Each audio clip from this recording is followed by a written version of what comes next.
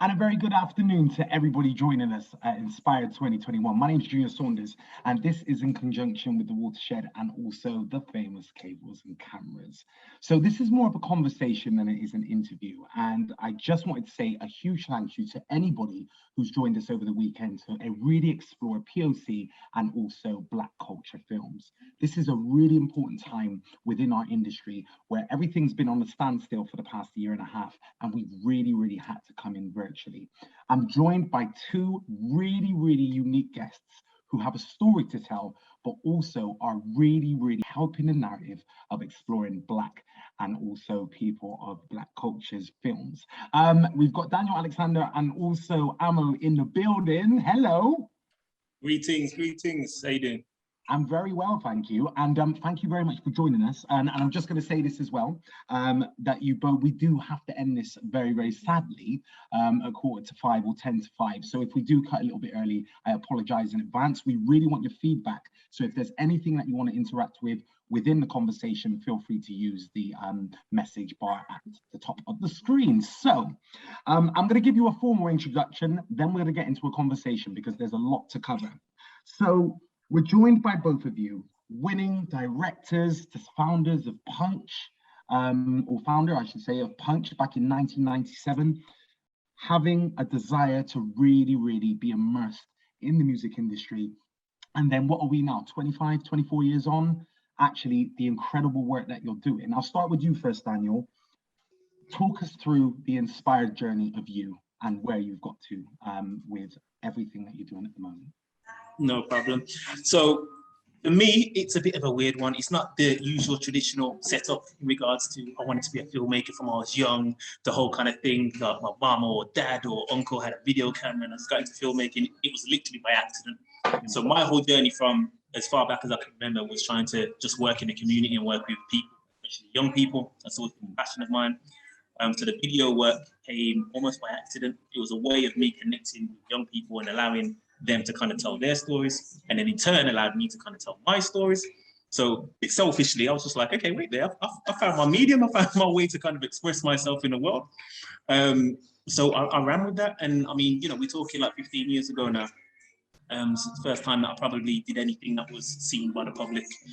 And then from then, I think my ignorance allowed me to do as well as I have. Obviously, I'm still on a long journey myself, but my ignorance in the sense of I didn't know who to speak to, didn't know who the companies were, I didn't know what the protocol was. It was very much a case of having a dream and just pushing forward as much as possible. And since then, you know, having that level of ignorance, but at the same time having that kind of assertiveness to just kind of follow a dream, I've been in situations where I'll be able to produce content that has been seen around the world and work with, you know, worldwide companies and big brands. And I mean, even right now, we're in the cinema right now, half an hour away, 45 minutes away from doing a screening of some of the work that we've been doing, but I'm sure we'll get to that a little bit later. Absolutely. But in short, that's my journey. So what would you say to anyone? Because I always, when I'm having conversations with people, I'm always thinking, is there somebody that's going to be perhaps watching this afternoon, as we are live, ladies and gentlemen, or pre-recorded actually, and they can really take some perspective, because that's where the power really is. And what would be your advice to anybody who's exploring the narrative of getting into creative film, or they have an idea, and they're thinking to themselves, how do I turn this passion into purpose? Because that sounds like the beginning of your journey. Actually, it was something that you was passionate about, connecting with the young people, and now it's become your purpose, where you're actually in a cinema and you're actually screening your films within 45 minutes. How do we make that transition? So originally, I used to answer that question quite generically, in the sense of just go out there, make stuff, find your way. Yeah, I realized that. Yeah. You know what? As much as there's truth in that, I'll throw that away now. My advice in that kind of situation is always the same. Apply the same creativity that you do to your films to your business. And what I mean by that is, if you know that you want your films to be on a screen, if you know you want your films to be shown on BBC, Channel 4, or in the cinema, get creative in the sense of, okay, how can I do, who do I need to speak to? Okay, here's a name, I've figured out the person that is basically a gatekeeper for this particular situation. How can I creatively get myself in front of that person and strike up a conversation to make sure that they know who I am and I can get my thing there it's all about relationships. It's all about your network. It's the word that I hate the most because my natural personality does not want to speak to anyone. I want to sit in a dark room and make films by myself. Yeah. But unfortunately, the truth of the matter is you have to get out there. You have to put yourself in rooms, and you really have to be creative in a way that you can kind of get yourself in front of the people that make it that can help you on your journey to make the difference that you're trying to make.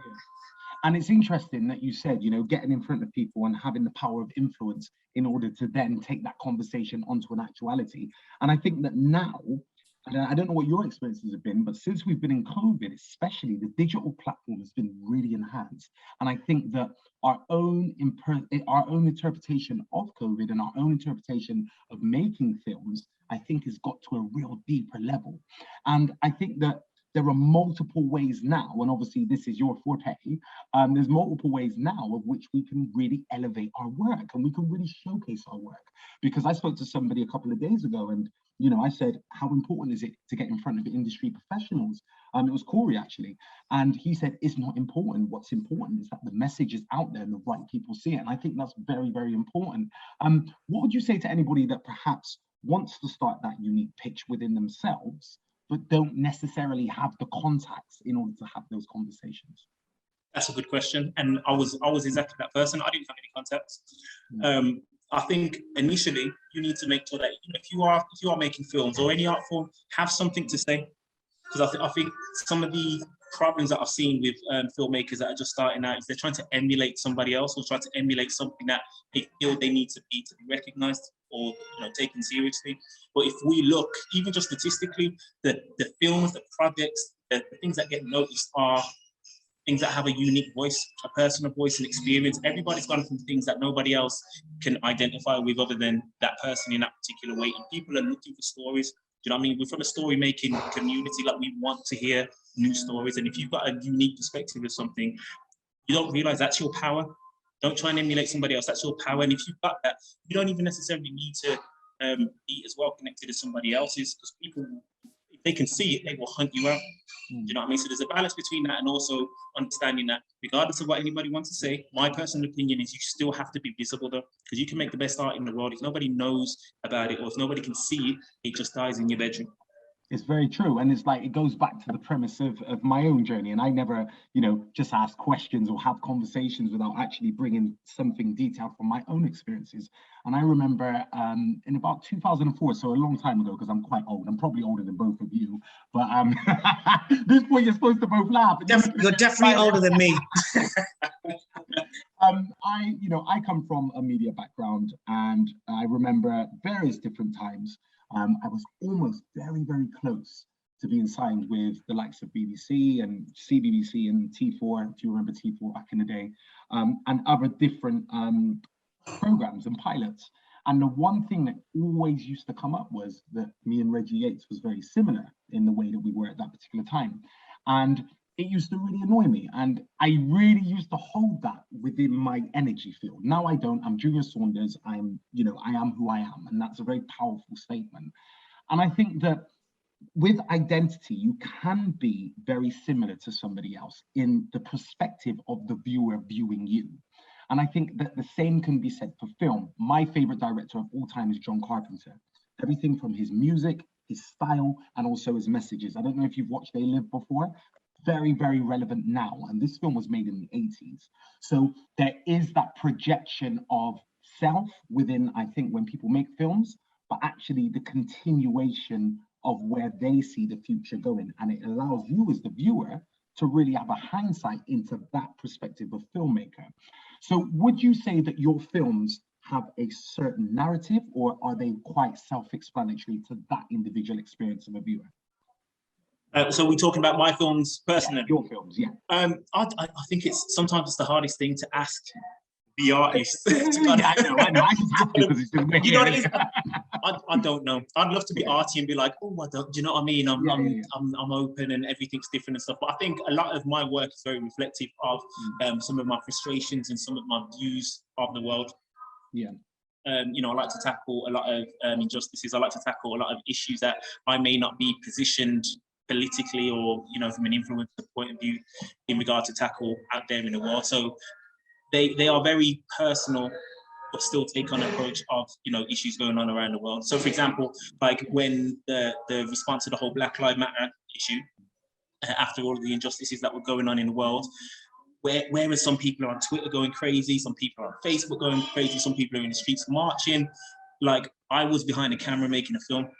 You see what I'm saying? So that was my voice. It was my way to kind of put my views, my interpretation, and allow myself to have a voice which reflects some of our frustrations of just living in this world on a day-to-day basis. Absolutely. And Amma, I'm going to bring you in a little bit as well. I don't want you to feel left out, bro. But Amma was about to leave, you know. He was about to walk off. No, we're going to bring you in. But I always feel left out, Daniel. I can't just ask him a lot of film questions. Because you're a man of purpose and passion, so you have to have your own little introduction as well after Daniel, you know what I mean? What I will say before we do move on to you, Amo, is, Daniel, do you think as Black creatives and people of color, we are in the position that we should be? And I'm asking you as a professional, but as a filmmaker, but also as a person, are we where we should be in the spotlight? Nope. Why? I think there's many reasons, and you know, when that question gets asked, because obviously it gets asked a lot from, you know, various platforms and stuff, I think it is a multi-layered question.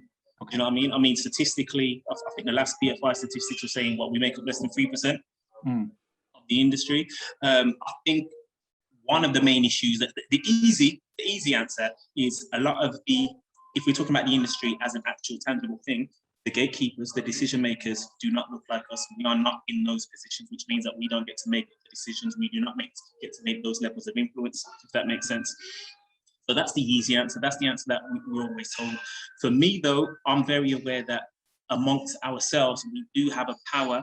We do have a strength in unity where we can kind of shift the narrative. We can kind of lead the way in regards to trend setting and the things that people want to see. You know what I mean? Like, we've got access to an audience, to a people, to a culture that these same organizations are dying for, that they're paying big money for, to try and get a hand of. And we've got that raw gold, that raw valuable thing that people are after. And I think it's a case of we're starting to understand more how to curate that and take ownership over that. But for me, until we have ownership, until we understand how we can work that out together and deliver that back, we might be in a situation where, you know, the tides are turning. I don't think any organization is too big to crumble. And I don't think there's any opposition too big to change.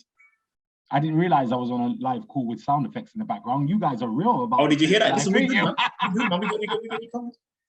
I just heard boom, boom, boom. It's like on cue as well. It's like the perfect way, like, to conclude your story there. And oh, thanks, Daniel. I really appreciate it, man. So Amma, you come in with a completely different story, but it joins. It actually runs it's very relevant to Daniel's story and actually bridges the gap, and you both come together, of which we'll speak about a little bit later on. Punch Records, wow. I love seeing the vintage store that you set up in '97. I love the fact that you've got a natural love for vinyl, and actually where that premise is now started all them years ago to where you are now, the growth is absolutely unbelievable. So there's no better person than yourself that can tell us at Inspired 2021 about your journey and how and why, first and foremost, Punch was started in the beginning.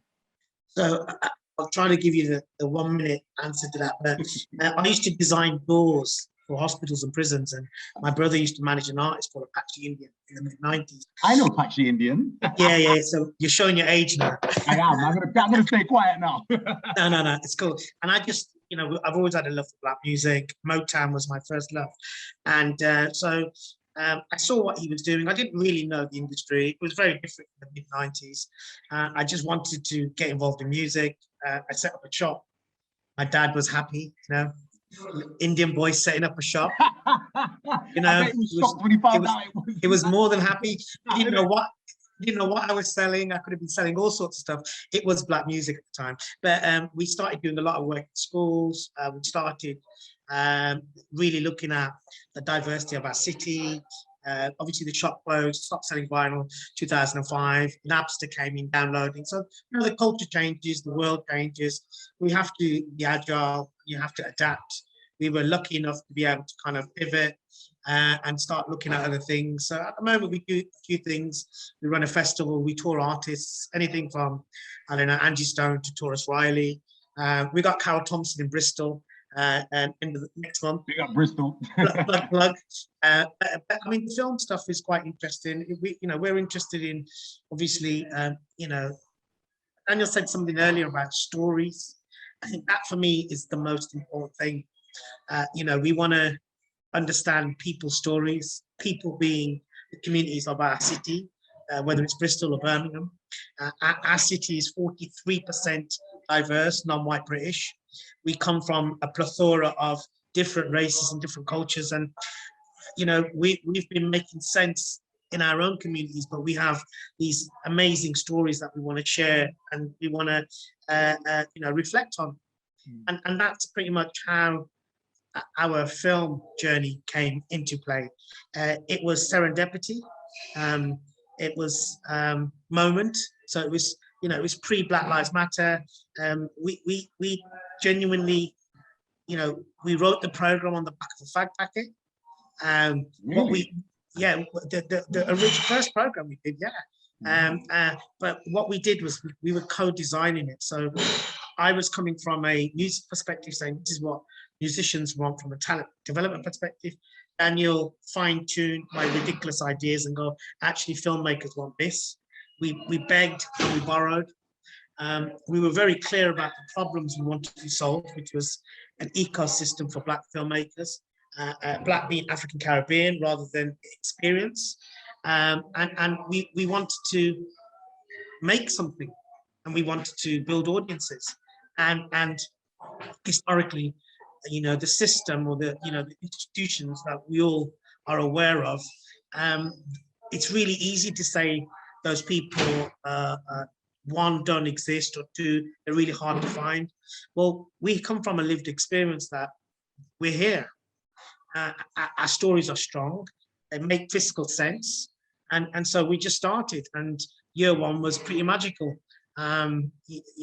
Daniel was the sort of lead producer, so he really he embodied the filmmakers. He was producing a filmmakers course that was ultimately probably for himself. Oh, wow. But we just didn't tell anybody that. We would just say Daniel's the senior producer, and that's us being honest as well. But what we realized, what we thought was, we thought we would get support from the agencies that say they support diversity, and we had no support. We had a lot of people going, heard what you're doing, it's really good. But actually, financial support, this is owned by both of us, and we've never had any financial support from anybody. We've had some in-kind lecturers and bits and pieces, but nothing to say, look, we really want to back the program. So actually, ownership is key to this. We've been allowed to grow naturally, make mistakes, and ultimately learn from those mistakes. I've got a quick question for both of you. Have you came across within your professional experience that people want to be with you or be considered along your journey just to tick boxes, just to look good? Because I think it's very sad, really, that things, as you mentioned just before, Adam, about growing organically, that's part of the process. That's really important when you're in a creative sector.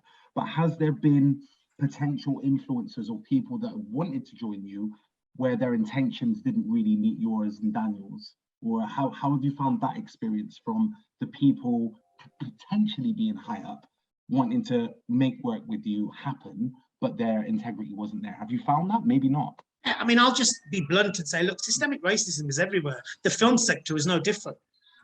Statistics and the evidence speak for itself. It's just, people who, and it's not about money, it's about power. So we've come through multiple cycles and circles of people wanting to get involved, but not wanting to invest, wanting to be part of the journey. We're quite open. Money is not our key driver. Our key driver is we want to solve problems, we want to share stories, we want to build audiences, and we want to build an ecosystem. And it just so happened that, isn't it weird, in potentially UK's first plural city that hosted the Jamaican team before the Olympics, we're still doing it by ourselves with no investment. and we're 44%, non-white British. I find that really, really interesting. So when people say to us, we don't know where people are, we don't know where the stories are, it's a lie. Yeah, that's not, it's almost people pleasing in a sense sometimes as well, because I feel as though the calls and the efforts is there, but the action lacks. And it's about, especially the young people that I know that you work with as well. And I know that, as Daniel mentioned before, that actually expressing yourself through a camera, if you're not verbal or you're not confident to be verbal, can also be a really powerful tool. And I am going to touch upon the young people because that's something that really resonates with me. And how have you found filmmaking now used as leverage with the young people potentially that you work with? Has it been a really crucial tool for you, Daniel? So just repeat that last part. One of those sound effects started to rear its ugly head. Yeah, so you saw my head, right? Sorry, it's got the green screen at the back. I said, is filmmaking a really productive tool to really help engage with young people? 100%, 100%. I think, just like music, it has a way of allowing people to express themselves in a way where it gives them the total freedom and the opportunity to actually, even if they're not necessarily heard, sometimes engaging with young people is about allowing them to just express themselves, allowing them to get whatever's on the inside, on the outside. And if you can do it through a creative medium as well, where they have to learn a skill and they can better something and they can apply themselves to it to actually hone their craft and actually make their voice even more kind of precise and sharp, it's an amazing way to not only engage with young people, but keep young people as well in a space where they're on a trajectory where they can actually find a passion and move towards that. Because I feel with a lot of the work that I do with young people, some of the causes and some of the root issues to some of the problems we're facing is passion and not necessarily having anything to apply to. I mean, with all the youth centres being shut down and a really non-clear direction for people to kind of move in a creative sector, because, let's face it, in this day and age, young people are creative, they've always been creative, but the systems that are in place are still very much rigid in a sense of do X, Y, and Z. Do you know what I mean? But when young people find that thing that they can kind of throw themselves at, you've got them then, and they can grow and they can be angry there, they can be happy there, they can grow there, they can love there. Do you know what I mean? It's a space to allow people to grow.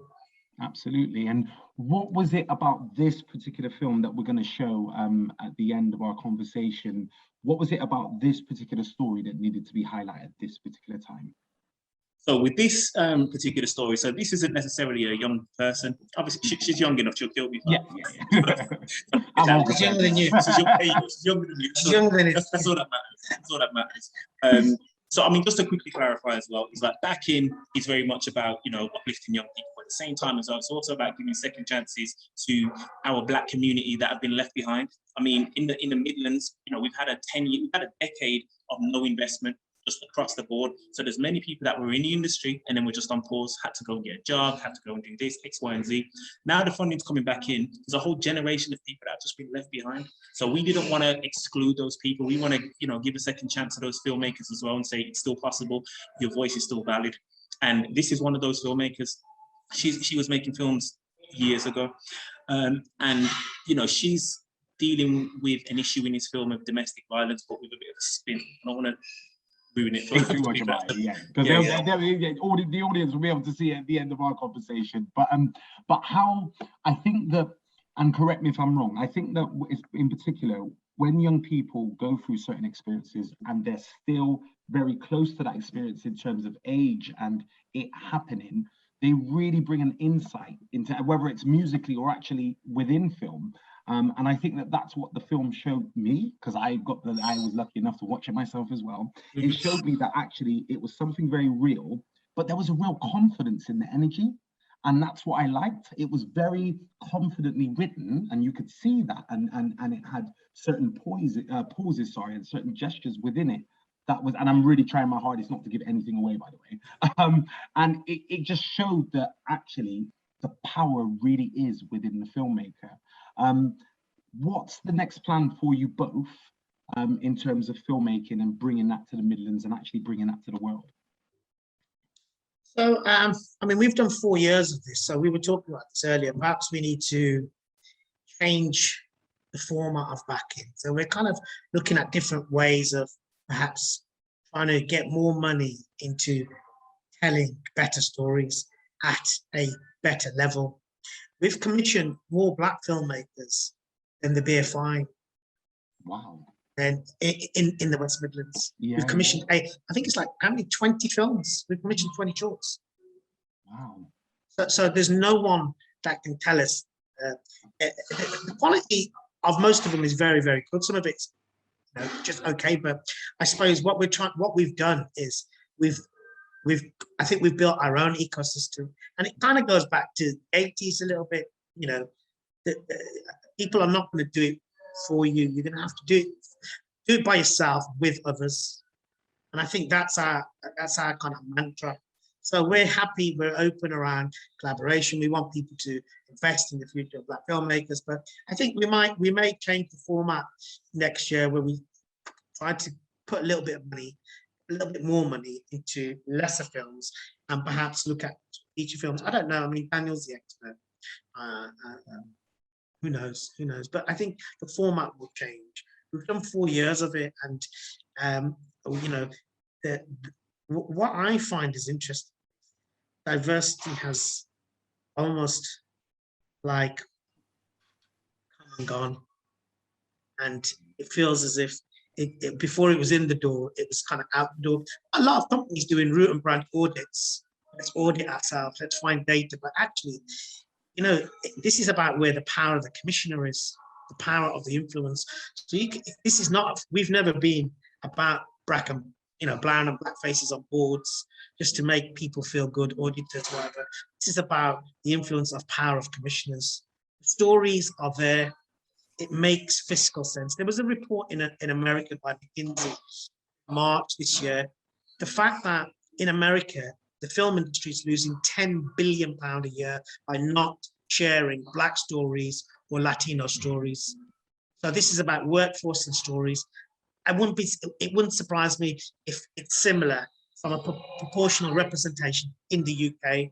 So before it was like, this got to be diverse, tell a story, come on, Daniel, it's really important. This is also about the bottom line. People just don't know it is. And once again, there is some good work. Not all doom and gloom, but if it's not done at pace with respect, and then it's going to fail again. Absolutely. And where do you see our industry going within the next 20 years, based on experience, based on the current climate, but actually based on the stories that are being told? And that's an open question to both of you, by the way. I mean, I'm not the expert on film, but I can tell you for now, if people don't share those stories, then people will create ecosystems themselves. SBTV, GRM Daily, Link Up TV, where the platforms of music. In film, you've got Netflix, and, other platforms. So the thing is, it's going to change. You've got to be up for the change. Because the change. And you know what? Let me add something to that. Yeah. Everybody wants change, but no one wants to feel pain. Mm. That sounds like a Buddha quote. Yeah. So when you go to your filmmakers and your commissioners and your agencies, and when you say to them, do you want change? And everyone's like, I want change everywhere. Okay, cool. So are you ready to feel pain? Oh, pain? No. I'm not sure. Yeah. So there has to be a little bit of both for everything to move. I think there's a hunger amongst diverse filmmakers and stories. It just depends on whether the system allows us to work in parallel, or we have to do it ourselves. And in terms of commercial, businesses, I won't say businesses, but commercial entities, that's the word I'm looking for, like your BBCs, your ITVs, your cinemas, your Universals, do you think that's still going to be a catalyst moving forward, or do you think new mediums are going to be created of which will create and generate the same volume in terms of traction from the audience? Where do you think we're going? Yes, I mean, that's a good question. I do honestly feel like there will be platforms that are created by the communities that we're talking about, simply just for the fact of, if we're looking at a trend, people are getting more and more kind of experience in delivering their own stories and telling their own stories. Before, that used to be one of the big blockages. We don't have access to the necessary tools or equipment to tell our stories. Now that we're starting to find that more platforms, more places are springing up that are allowing us to tell our stories. And there's something around authenticity where, regardless of the bigger names, the bigger entities, people are getting bored and responding badly to stories that are supposed to be authentic. They're not. They're being told through the lens of somebody else with just a cosign of somebody who's supposed to represent that journey. So I do feel like there's going to be a big, massive shake-up in the years to come. And do you think that more revenue would actually act as a springboard because of that change, or do you think it will almost go through a depletion stage and then really elevate? I think there's a massive amount of revenue in Black stories. Like, if we're just being blunt, massive. Like, even with the report that Amo said as well, like there's a loss due to the fact that it's not being addressed. Yeah. We've got pools of stories that have not been tapped into. It's, if anyone in the entertainment industry, will tell you that things are getting very stale. That's why things are being repeated. That's why everything's being remade, because the industry and the traditional sources are running out of stories. So I try to sort of always refer the film stuff to music stuff. So, it's taken 20 years for grime, from grime to be kind of semi-invented to Stormzy at Glastonbury. Imagine if they had some investment during that embryonic stage, you would have amplified that journey a lot quicker. There's no difference with film. There's no difference. Sorry to interrupt. I don't think there's a bit of delay then. You're absolutely right with what you're saying, Amo. And I think that, imagine having an anchor where we can celebrate Black culture and people of color, films and music collectively, of which we can have that real big stature of elevation within the industry. And do you think that now's the time, or do you think we need to prepare more before we even get to that stage? No, I think now's the time, primarily because we have more than a moment. We've had some major seismic global shifts, Me Too, Black Lives Matter, creative industries, social mobility. There's this kind of whirlwind of movement around the notion of equity. People want fairness, and people they're willing to shout more about fairness because and dare I say, COVID and Brexit have all kind of interwoven into our industries. So I think now is the moment to grasp. I think now is the moment to activate, and it's a collective endeavor. It's not one person. It's not one city. What we need to do is, we have this concept, me and Daniel, we talk about spider's web. So spider's webs are quite strong. And if people fall, it doesn't matter where. He's just gone to get some champagne, has to have a guzzle. To go get some champagne before the premiere of the film. Every 5 minutes, he has to have a guzzle. No, we talk about collective endeavor, spider's web. We catch each other, we make mistakes, and the web becomes stronger. Sorry, carry on, my bad. And and that's what that's our aim. It's not about one person that sits right at the top, who's the biggest, the largest. This is about a collective creative endeavor, and we just so happen to do some good stuff in Birmingham that we want to share with our colleagues in Bristol and Manchester and wherever. And what was it about each other that stood out? Why is the relationship prospered into the strength that you are now? From the beginning, from the origins, what was it about each other? And this is an open question to both of you, that you knew that you was onto something big. But okay, so for me, that's easy, because as much as I've been a creative from day dot, there's levels. You know what I mean? So yeah. I love that. Going into yeah, it's just levels. No, there's levels. Like being able to work with Amo and with Punch enabled me to go from somebody who's creating stuff that people respect to creating stuff that people, in the sense of, okay, I want to commission if you want this to be part of our company, and learning the business side of things, which me helps so many other filmmakers as well, because it's a very independent little scene that's going on, as I'm sure you're aware, in cities all over the UK, where everyone's trying to find their way, and being able to kind of align myself with Punch and realize, okay, so this is how I need to model myself to attract this level of funding. This is how I get in a room with this person. This is how I can make a relationship with the head of this, blah, blah, blah. Being able to, you know, absorb that and then pass that down to the community around me as well has literally created an ecosystem which has changed the game in Birmingham filmmakers. Yeah, we're learning from each other as well, to be fair. I think it goes deeper than that. I think it's built on values. It's really simple. You know, we both collaborate, you know, we're both hopefully collaborators. We both strive for excellence. We want to create opportunities, and, you know, we have to be respectful of each other. So I think there's a kind of symbiotic connection there as well, which is deeper. That's more about family, values, parents, migration, all that stuff. Yeah, so I think for me, it's, you know, the thing is, we may disagree on a lot of things. That doesn't look like, you know, but if your values are clear and quite strong, then you get to A to Z, but in a different way. And I think that some of the things that, you know, I strive for is, you know, find that there are those people out there in Bristol, in Manchester, in Birmingham that want to do similar things. I always say, just try to spend a little bit more time finding those people rather than rushing into partnerships.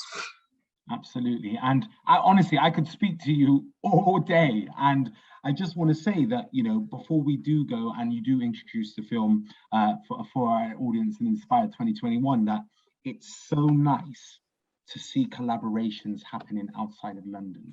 And I'm sorry to say that, you know, I love London, but the emphasis really is on London. And for the fact we're from Bristol, for the fact you're from Birmingham, we're coming together, we're creating platforms like Inspired. It's just really, really empowering, because actually it shows that the growth is there. And even as being the capital of the country, they're starting to understand that there are musical influences outside of London. And I'll say Bugsy Malone because he's the first person that comes to my mind. And then obviously Bristol, we've got various different artists here really making a statement, and actually filmmakers too, just like the Michael Jenkins that was featured a couple of days ago, based in Bristol, just won an award. So we're getting there slowly. We are creating that momentum. But do you have any words to say to the audience before you introduce your film around if they have a passion for filmmaking, if they have a passion for music, and they have no idea what to do? What's the next stage from that moment? Yeah, I mean, I just say, you know, just try to work out what problems you want to solve. And that could be life, film, music, you know. So, you know, apart from just paying yourself and your friends, like what stuff you really want to solve? Because this is all, we're on a journey to solve the problems that we are important in our lives. Absolutely. How about yourself, Daniel? So for me, I'd say, because that's a great answer, I'd say just work on knowing who you are as well as a person and knowing what you want to say. But sometimes that can be the biggest part of the journey. You can go for years and not realize what you want your actual contribution to be. Like, as much as, you know, obviously the creative side and the technical side and the business side is important, it's also about knowing why you're doing something as well, because it's that why that will keep you in the game hard, and things are always going to get hard in And I just want to say on behalf of you know, the team here at Inspire 2021, thank you so much for joining us. Like I said, it's been a great conversation. I wish I had longer, but I know in 15 minutes you're going to be up speaking about something else. So, you know, I'll be working, he'll be at the bar. Oh, right, okay, it's like that, yeah. So as we conclude our conversation, it's only right that I hand over to yourself, Daniel, and yourself, Emma, to introduce the film for Inspired. Over to you. Okay, so this is quite funny because you've got two films. I don't even know which one of them you're doing. So help me out. Which ones have you got? Which ones have we got? Which ones have we got? You throw me now. Okay, but I love him. There you go. But I Love Him by Charmaine. Okay, cool. Charmaine, so this, there's Charmaine. That's Matt. She's just walking up the stairs right now. Charmaine! So Charmaine's film, But I Love Him, an amazing film by an amazing filmmaker, and I've got to be extra nice now because she's right in front of me. You guys are in for a treat, and I hope you enjoy it. Thank you very much. Thanks, guys.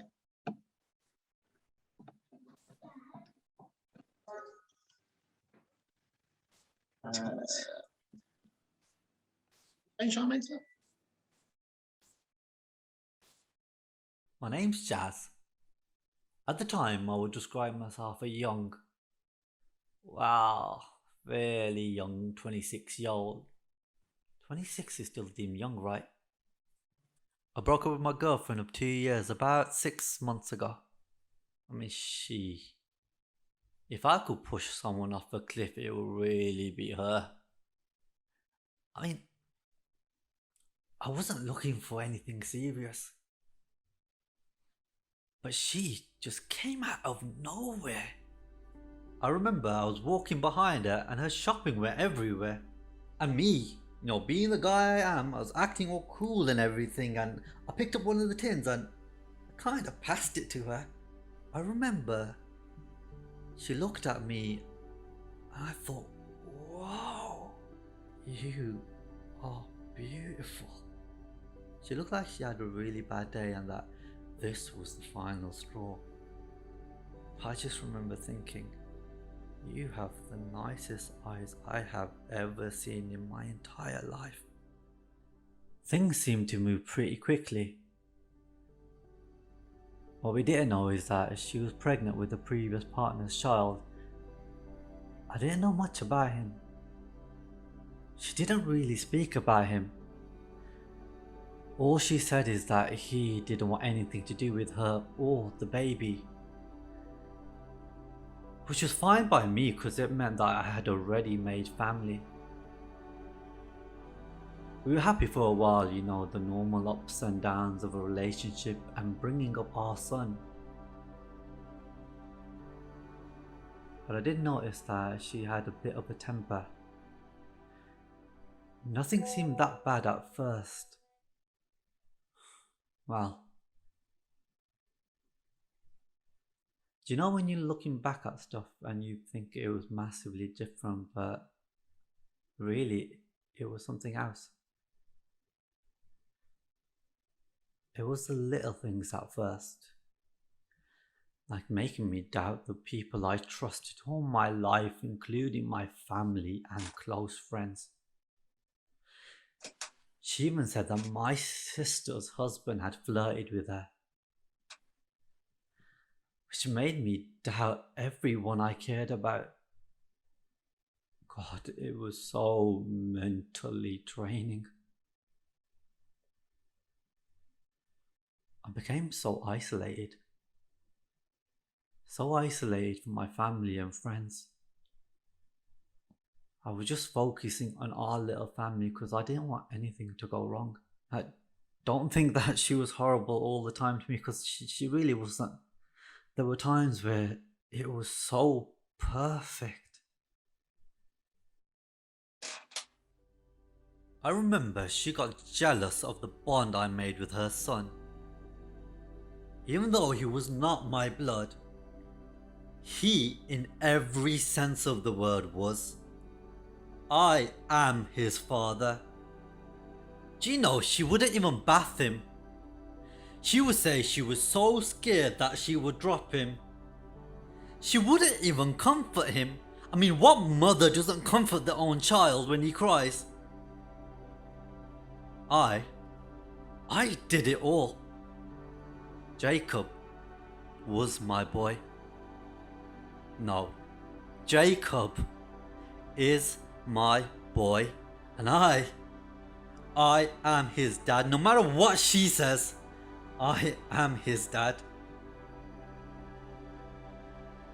There were times where it was like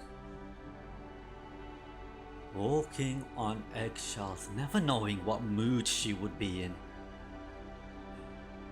I got to the point where it made me so depressed to go home. The anxiety that I felt, never knowing what mood she would be in when I got home. I want you to know that she wasn't always like this. She would be ever so remorseful for hurting me, and she would cook me my favourite food and be so loving to me. But if I said anything out of turn, she would go off on me. I knew that no matter what I did to try and make her happy, it was never enough. I really did try. because making her smile was the only thing that mattered to me. But somehow, she made me feel like I was never good enough. Even after all the sacrifices I made. It got to the point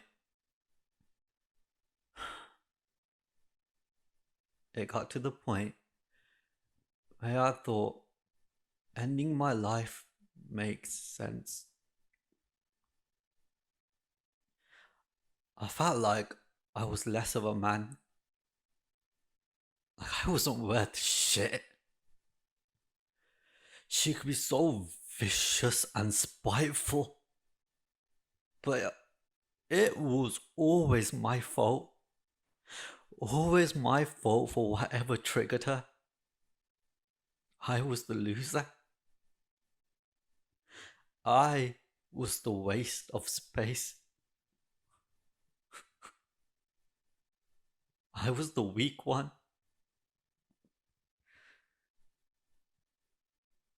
I wasn't man enough for her.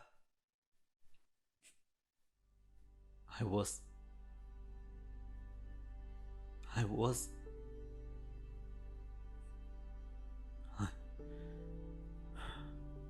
Nothing but Jacob gave me the will to live. The violence got worse and more aggressive and could be over the smallest things.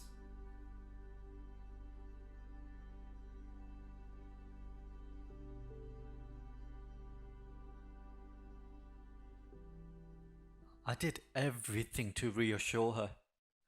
From giving her all my passwords to my phone. She even did spot checks on me and went through my phone all the time. Now, I know you're thinking, how can a man like me get hammered by a 5'3" woman? Why don't I just fight back? You see, I was raised never to hit a woman. In my eyes, a man is supposed to protect the person he loves. So how can I hurt her? But she never thought the same, did she? She had no problem hurting me.